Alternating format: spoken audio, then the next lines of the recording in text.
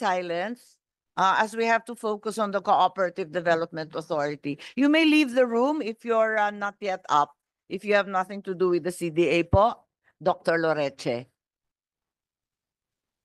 Yes, Yusek Yes, Engcabo. Madam Chair.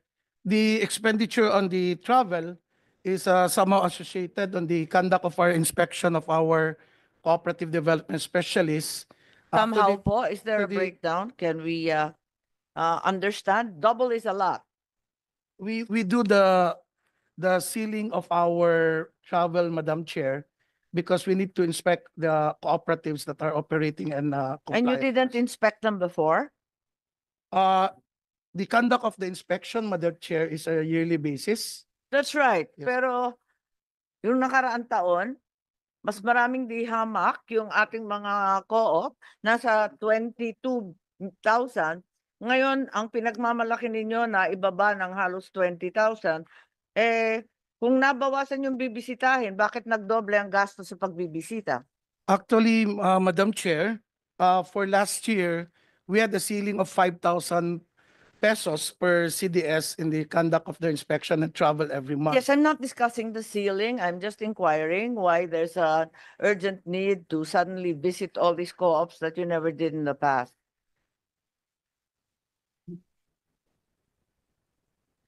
I'm Compared, simply asking you to justify the Yes. proposal. I'm not objecting. yes, Madam Chair. I just need to understand why it's suddenly blown up to double when in fact your overall budget has been reduced.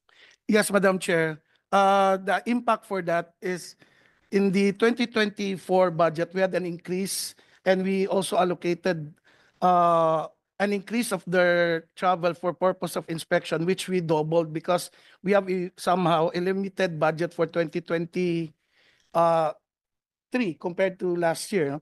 And since Pasensya, naguluhan ako ng todo. Can you please put the explanation in writing? I'm unable to understand why it doubled.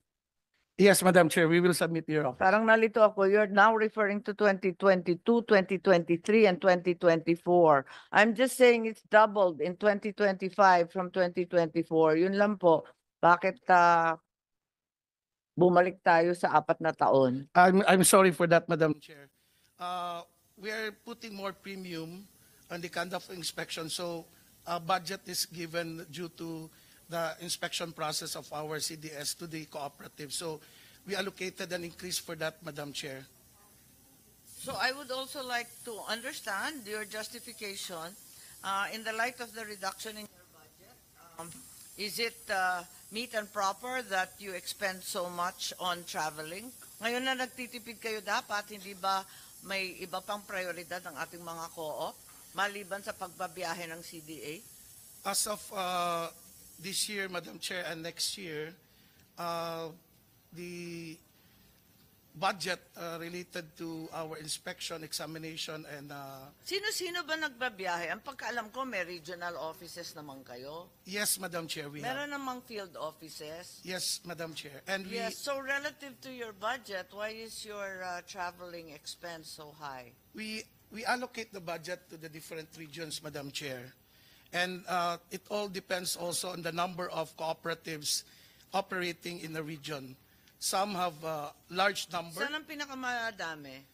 As of now, Madam Chair, we have in Region 3, we have more than around 3,000 cooperatives, Madam Chair. Kung sana sinabi ninyo, island region of Visayas, maniniwala po pa ako.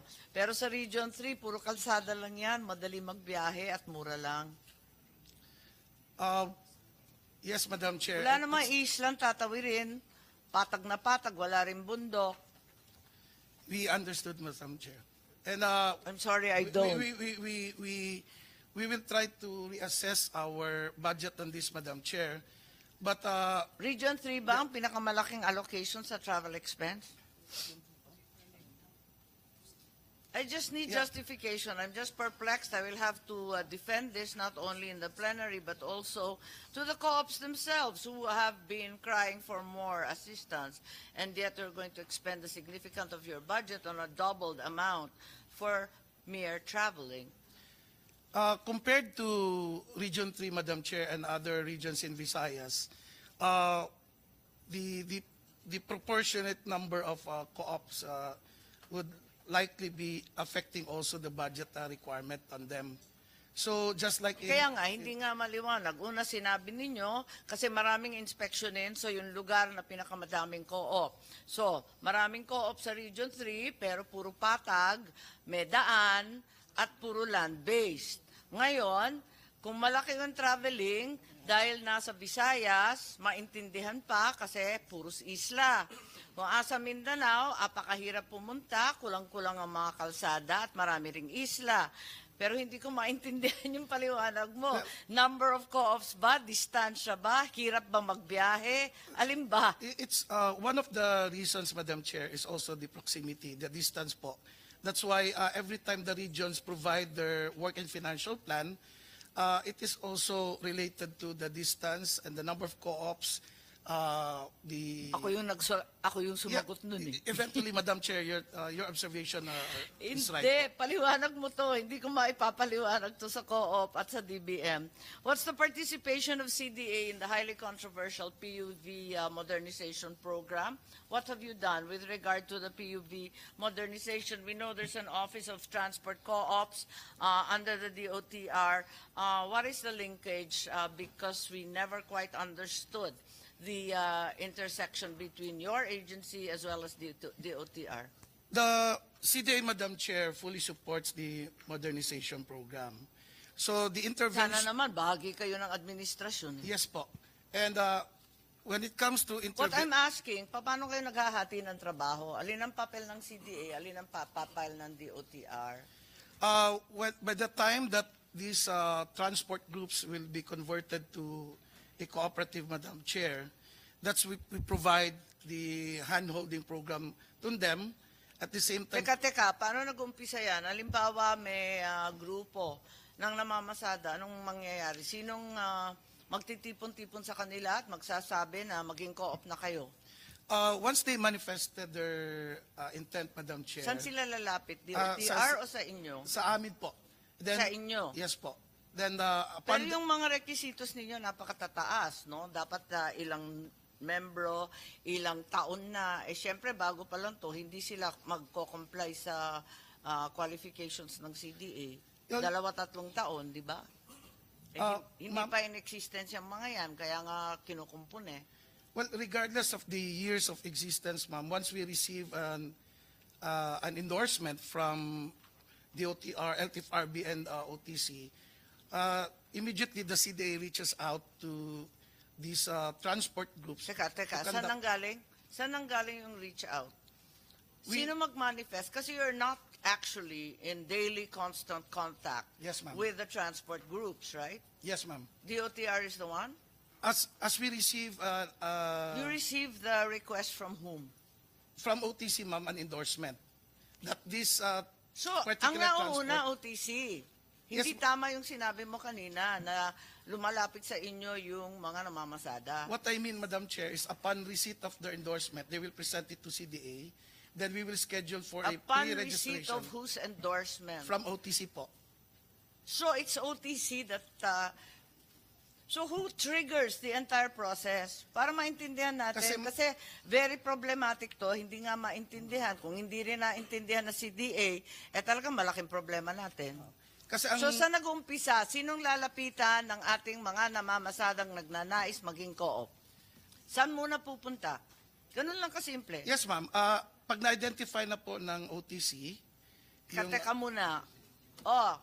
Namamasada ako. Gusto ko maging co-op kasama ng aking mga karuta. Saan ako pupunta? well, Sa iyo ba o kay OTC? OTC muna, ma'am. So, Para- sa OTC muna. Yes, ma'am. Ngayon, okay. Para Ang hirap makakuha ng sagot sa iyo, Josephine Cabo, Yusek. sa OTC muna, Hirap ma'am. po ako.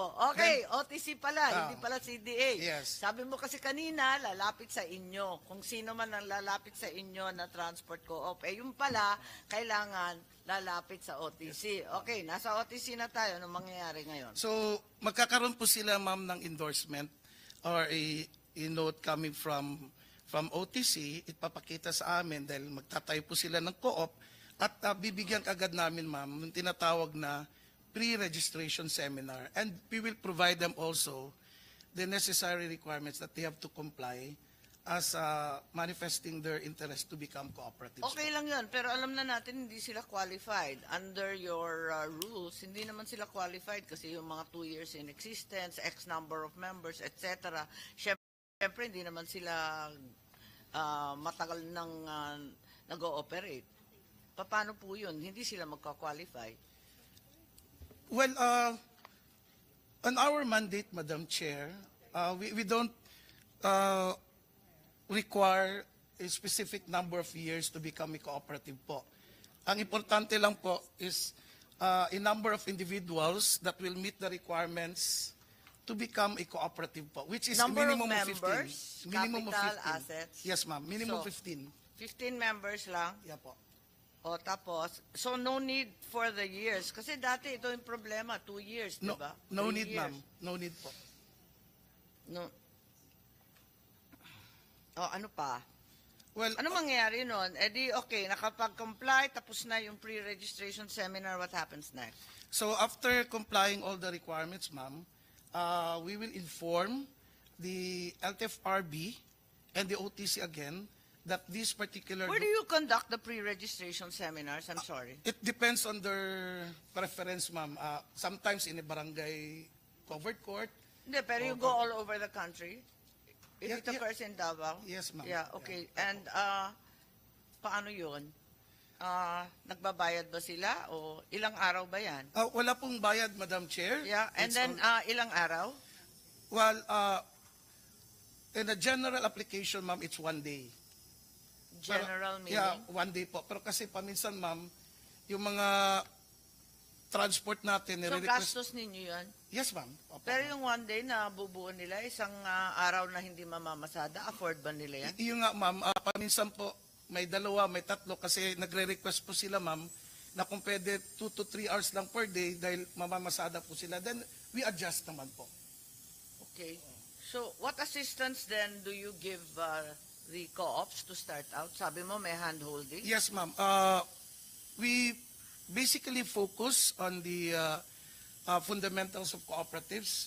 We teach them the governance on cooperatives so that once... No, we understand that. We understand that. That's not assistance. You're just lecturing them. Can you Well- tell me, is there any assistance after the pre-registration seminar that's provided by the CDA? Aside from the hand-holding, ma'am, wala na po. And of course, ma'am, we have the accounting system introduced to them to help them in their Pero audited financial... tinuturo naman natin yan sa lahat ng co-op, di ba? So walang special sa transport. Tinatanong ko lang, ano ang pakinabang maging co-op para sa isang grupo ng namamasada? Hindi naman kayo nagbibigay ng financial assistance, sabi mo. Meron ba? Meron bang halaga sa budget for a livelihood program for displaced transport operators? Magkano? What are the mechanics? Yes, one of the approaches that we introduced to the transport cooperatives, ma'am, is to bridge them to other big cooperatives for livelihood program. No, understood. But ipapasa lang ninyo sa billionaire co-ops yan. Yes. They may or may not agree. But in the meantime, you have no livelihood program for these transport co-ops and neither does Uh, DOTR. Is that correct? Yes, ma'am. Anong pakinabang maging co-op?